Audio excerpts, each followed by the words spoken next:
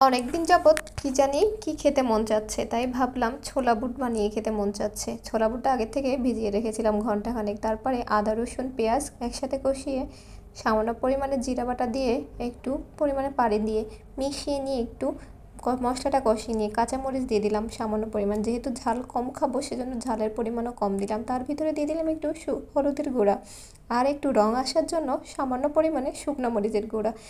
এবারে পরিমাণ মতো লবণ দিয়ে দিব। লবণ দিয়ে আমি এটাকে মিক্সড করে নিয়ে দেবো সব মশলা।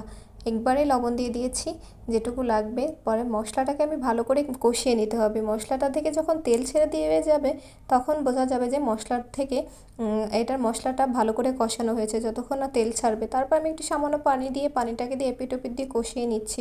আমি ছোলা বুটটা সেদ্ধ করে নিব না, কাঁচাই ছেড়ে দিব এর ভিতরে। এখানে ছোলা বুটের মধ্যে আমি একটা আলু টুকরা টুকরা করে কেটে দিয়ে দিয়েছি।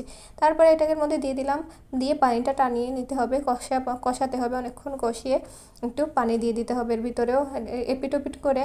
যেহেতু ছোলা বুট আমি সেদ্ধ করিনি সেজন্য একটু সেদ্ধ করার জন্য সামান্য পানি দিয়ে মিনিট 10 ঢেকে রেখে তৈরি হয়ে গেল ছোলা বুট।